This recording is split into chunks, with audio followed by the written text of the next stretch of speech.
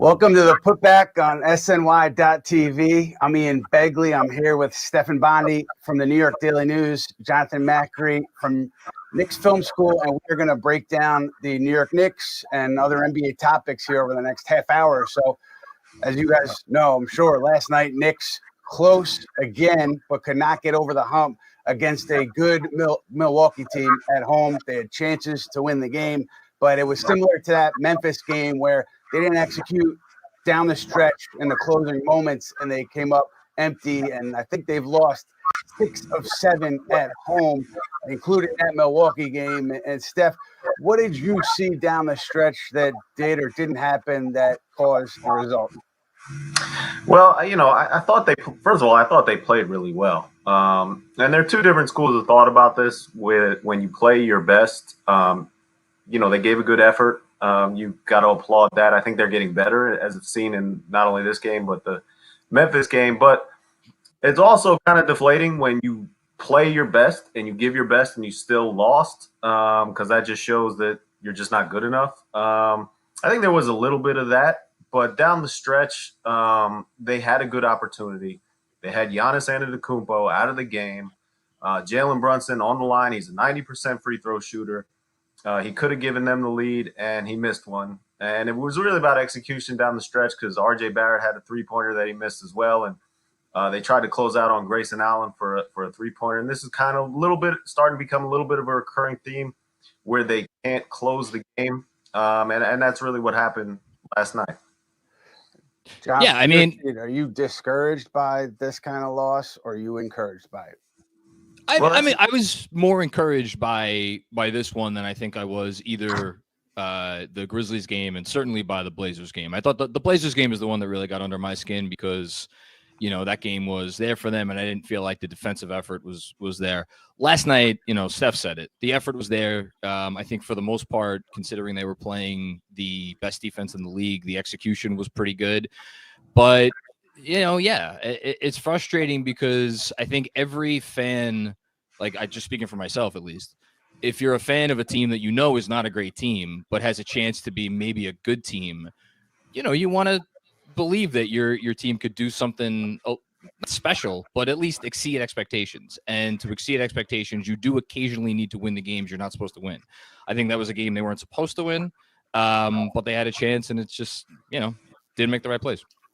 The interesting thing to me about how they're losing games is I think that's important in a big picture sense, because after that bad OKC loss, I believe that the scrutiny on the up and down, on Leon Rose, on everybody, on down, coaching staff, everybody has been heightened. And I think that loss kind of started that heightened scrutiny. And if you look beyond that loss, they had a solid road trip. Came back, lost to a Portland team without Damian Lillard. And then, we saw the last 3 games, the win at Detroit, and then the 2 tough losses. So I'm curious to know how these losses are being assessed by ownership, because I think big picture sense, you see what you did to get Jalen Brunson in the offseason. You're coming off a 37-win season. So my assumption, and I believe this is true, that the expectations are you show noticeable, measurable improvement from last season. And if not, I think there's going to be consideration of changes. So just how the Knicks lose right now, I think is significant. And also, between now and the trade deadline, kind of are they treading water? Have they totally capsized? Where are they? I think that matters too, because I think that could impact how ownership views this total situation. I mean, Steph, what are your thoughts there on in terms of the big picture sense with Leon Rose? Yeah, I mean, he committed a lot of money to this team that I think we can all agree on this, is not a championship contender. But you're right. I think improvement should be the baseline. They had a pretty bad season last season, and James Dolan is in his baseline seat watching all this unfold. And improvement should be the expectation. And, if the team, they're on pace, I think, to win 37 games. Is that accurate? That wouldn't be much of an improvement. And we see the talent level, as we witnessed yesterday, that I don't think they're quite good enough to be 10 games above 500 like they were 2 seasons ago. I think this is what they are. They're a middling team. They're an average team. They're about a 500 team.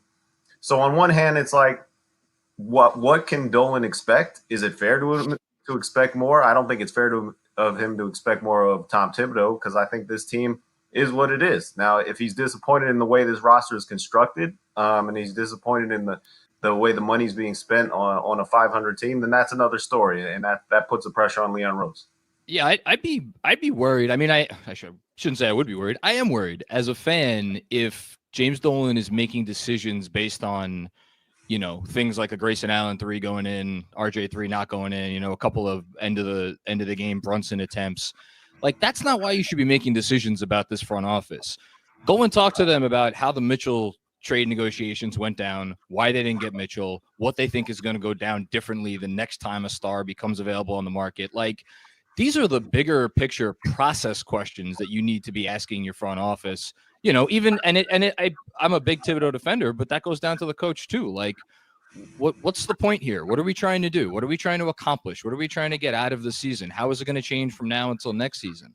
Like, I agree there should be pressure, but I'm hoping that the right questions are being asked, because the difference between this team being 10-12 and 12-10, like, that's not that doesn't make it matters to me as a fan. Don't get me wrong, but like, that shouldn't be why he's making these decisions. I think just based on, people who have worked there in the past, they do describe his questions as more like, does this make sense? Is what we're doing right now, does that make sense? I can't tell you if that's what he's asking Leon Rose right now, but just that OKC loss, John, I think more so than the tight losses, it's the bad losses that I think have raised red flags. And so I think that's just something to keep an eye on here as the Knicks move into a tough weekend and into the next couple of weeks, which are not easy. And we'll go right now to my buddy Matt Spenley. I think Matt has a fan question. Hey, fellas. Yeah. So Andrew Abraham is asking, Ian, with the Knicks stuck in the middle, is there any chance they'd consider doing a mini rebuild? I'm of the opinion now, with the spot they're in, some of the young talent, I think it might entail offloading some of those guys. They have the Randles that we've talked about with the bigger contracts, but Andrew's wondering if that's at all a possibility as the deadline, nears. Given everything in play, given how we got to this point with the Knicks, and given the personnel and every move that's been made, I can't see it happening. I mean, listen, if anybody watching right now wants to bet, I would say if I'm wrong and they take a turn and they decide to do a mini tank for the draft and they're allowed to do that, I'll give you $30 because I don't see it happening. I think they're all in on winning more games than they won last year and showing ownership that this is a path forward for them and they can build themselves into a contender in a short order. And I don't think tanking is an option at this point. Again, if I'm wrong, $30 to whoever wants it, but I can't see it happening. Really can't see it happening. Steph, John, where are you guys on that? Yeah, I think just like, don't tell me, show me. Derrick Rose is still playing minutes. They went out and signed Isaiah Hartenstein. They went out and spent $100 million on Jalen Brunson. Like, these, they reinvested in Mitchell Robinson at a position where a lot of teams choose not to do that, as opposed to maybe trying something a little bit more experimental, going and leaning into, seeing what Obi Toppin could do with the 5. Like, these are all things that you do if you're trying to win games. And I think to just add on to what you already said, Ian, like, I don't know how easy it would be for them to pivot into a tank. Like, yeah, they could sit, healthy guys. I guess that would go a decent amount. But to me, it's honestly, it would just come down to Brunson. If Brunson's playing basketball games, this team ain't tanking. Yeah, I mean, this is not a tanking team. They don't have a tanking strategy right now. And as John said, that's not the approach they took in the offseason. Yeah, I'll take your $30 if it does happen, though. One thing I do want to add about the Dolan situation is he's he's reactionary. So to predict what he's going to do is going to be tough. Because I remember, and we were talking about this the other day, Ian. Yeah, I think that he was going to fire Steve Mills when he did. What precipitated that was the fans chanting "Sell the team." It was one game basically where he was like, I know it was steadily building to that, but it was one game and one situation where the fans were chanting sell the team when he decided, listen, I'm gonna fire this guy now. So he's reactionary and it's really tough. And I know he might be asking the right questions, but you never know what James Dolan is going to do. And I think we saw that recently with the New York Rangers. That's very true. And there's no predicting what he's going to do. And I also, Steph, you mentioned the Rangers.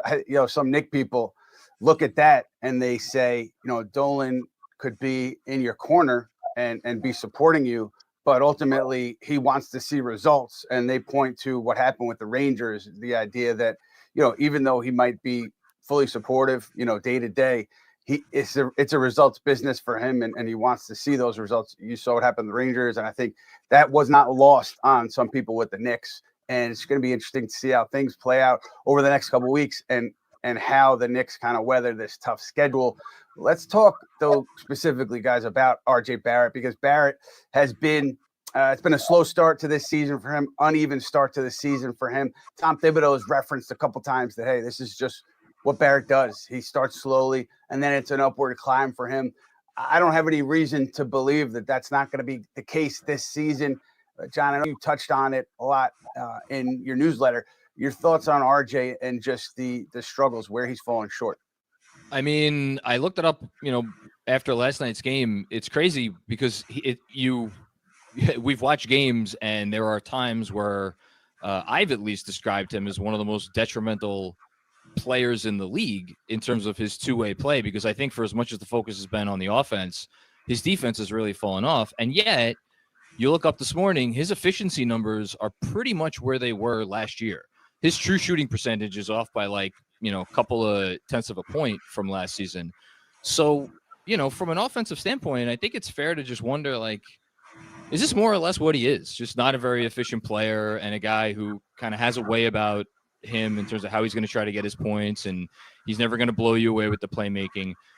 The thing that I'm most concerned about, again, is the defense, because I think the reason why you feel good signing that contract, if you're the Knicks and you look at, like the Jordan Poole money and the Tyler Hero, the money is at least RJ Barrett, we're never going to have to worry about him on the defensive end of the floor. Well, this season they've had to worry about him because he hasn't been very good. And is that a physical issue? Is that he needs to just drop some weight? He's just not moving as well as he needs to move if you're going to be able to defend, even the second best opposing wing option on another team every night. Bonds, you were on the road with the Knicks, and you talked to RJ a lot, I think, on the road during that trip. How is he after games? Good game. I know he had a good game in OKC, struggled most of the rest of the trip. How's he handling that in the aftermath? I mean, his posture has always been, I'm just going to keep shooting, and I'm super confident. And he always wants, part of the problem on defense is he always wants to guard the other team's best player.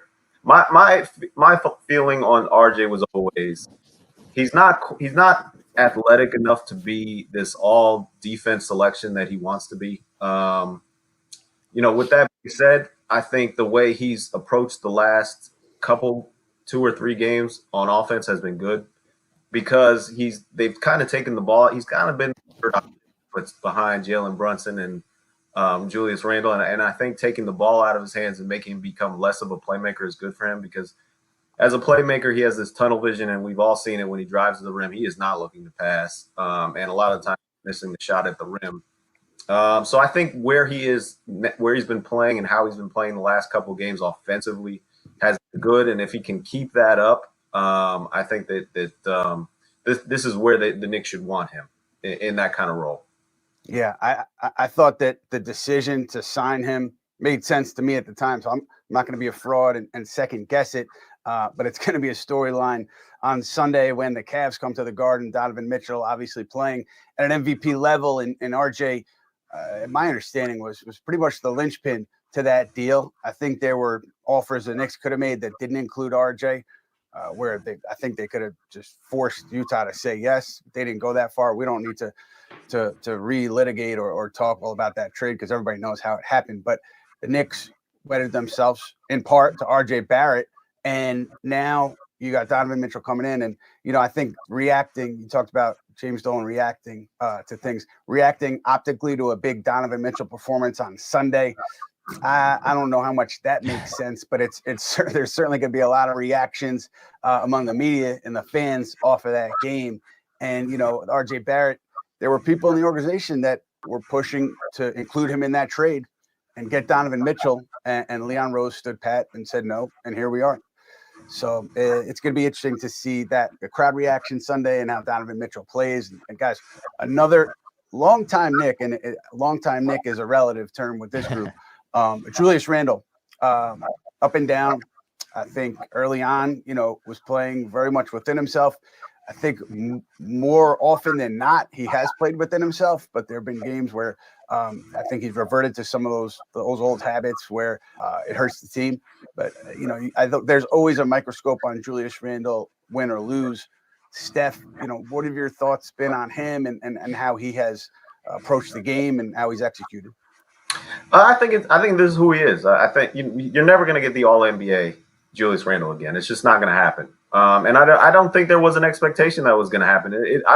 Certainly not even from himself, because if he thought that he was going to be that kind of player, he wouldn't have signed the extension when he did. He would have waited till he got more money. Last season, there was this emotional kind of just meltdown that we all witnessed happen.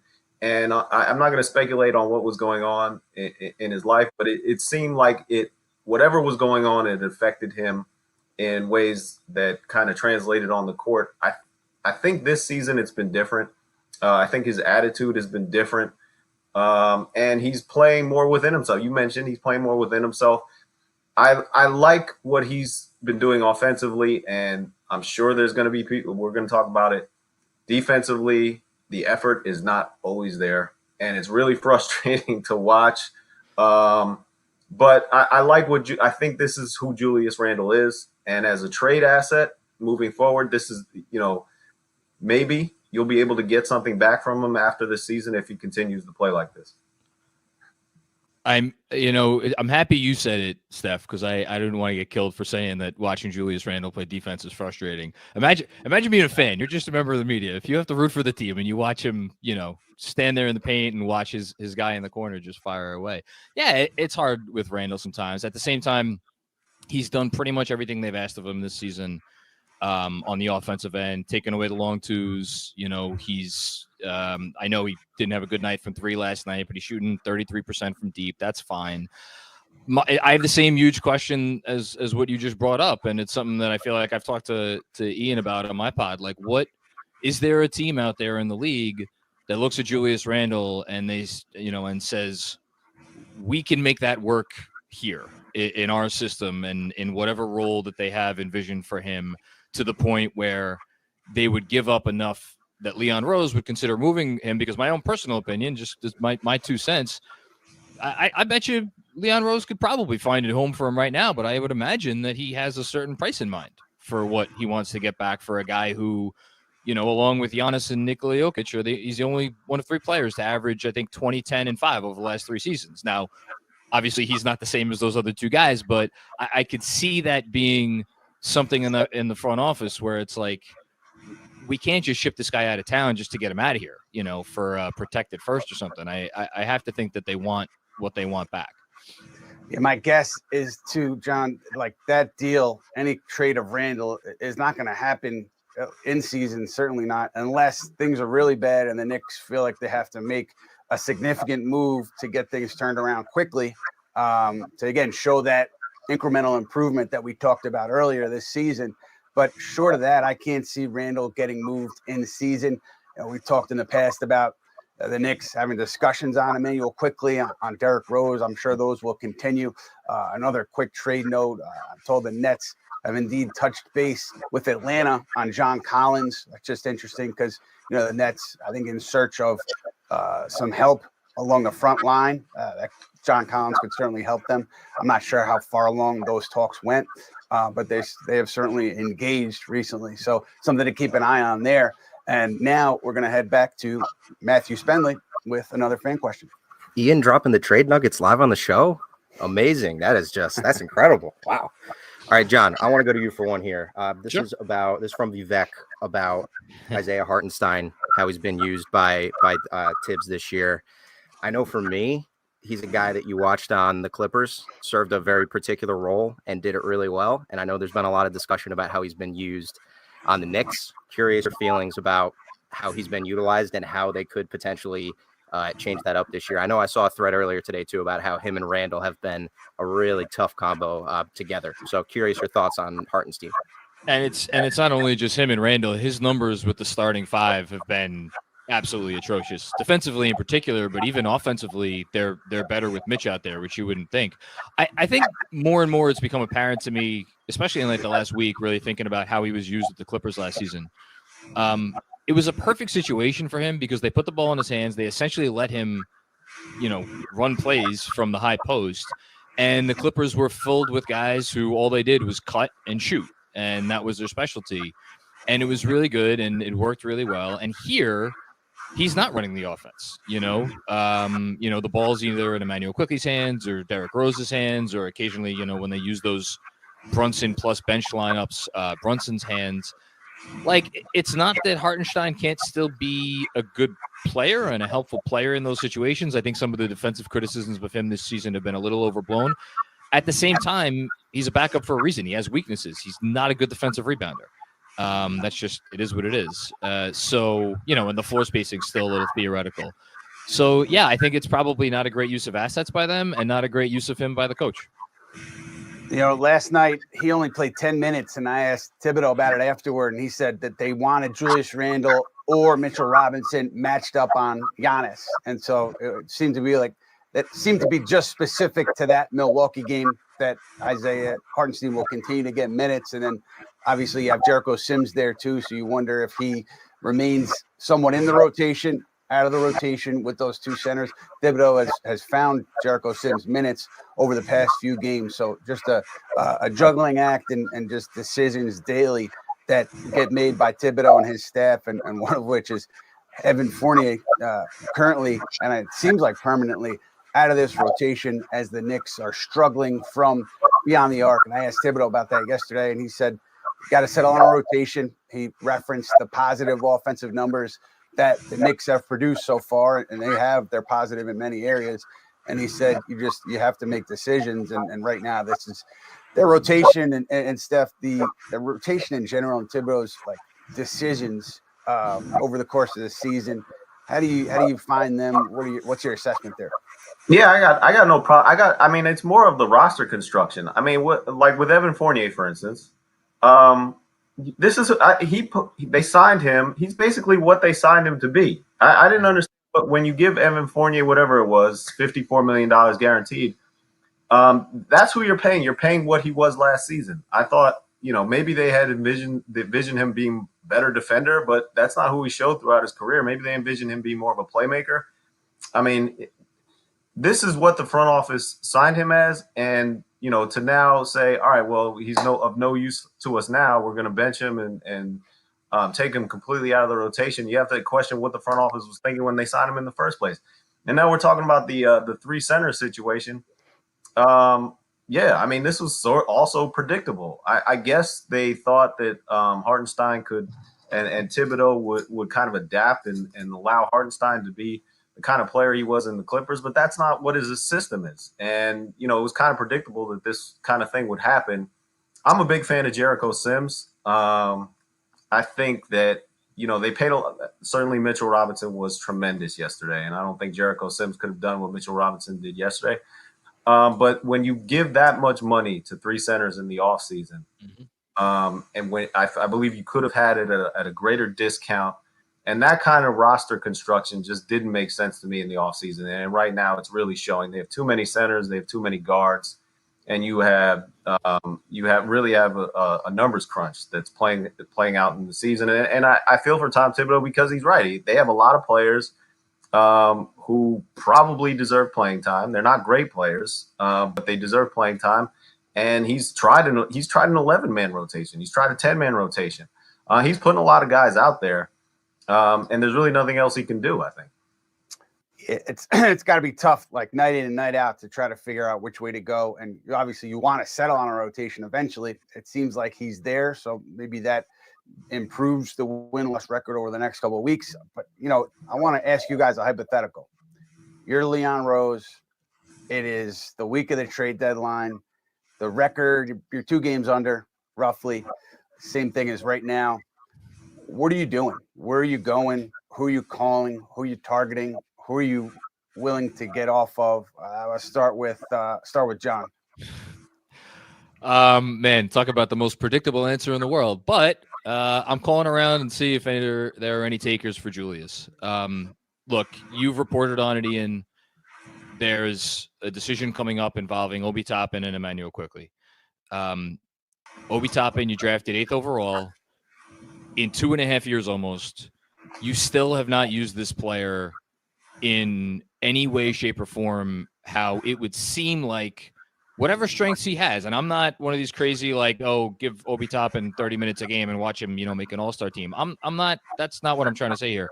But like, there's an interesting player there, and you haven't really been able to see what that player is capable of doing because 1, he doesn't get a lot of time, and 2, you're not using him in the role that he probably should be used in at this level. So I would not only be trying to maybe see if there's anybody willing to give me anything for Julius, but I'd also, to Steph's point a minute ago, it was a great point, see if I could clear out maybe one of these centers, see if there's someone who's willing to give me something for Hartenstein and spend the last 30 or whatever games maybe giving Obi Toppin some time as a true 5, surrounded by 3 wings and a guard. What does that look like? Now, I don't think that's a tanking move. I think that's a move where you're like, hey, we know what this thing is now. We're 2 games under 500. Let's see what this other thing could be before we have to decide whether we're going to pay this guy. I know they don't have to decide on Obi this summer, but like they could extend him this summer. Let's see what it is in these last 30 games. Bonds, what are you doing?